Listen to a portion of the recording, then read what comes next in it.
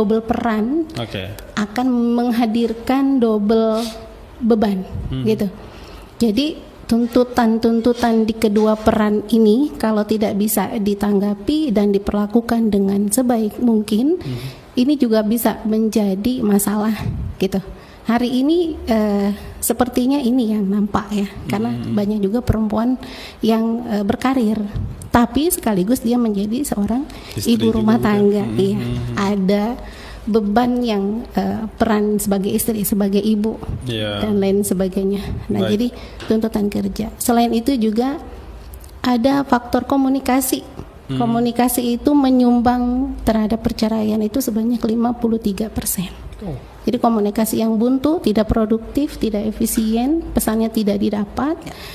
Jadi tidak ada penghargaan gitu ya, tidak bisa sama-sama ngedengerin perspektif pasangan. Nah, itu juga bisa sangat memberikan kontribusi. Yang ketiga itu ada ketidakmampuan atau bahkan ketidakmauan pasangan untuk melihat atau mengenali pasangannya.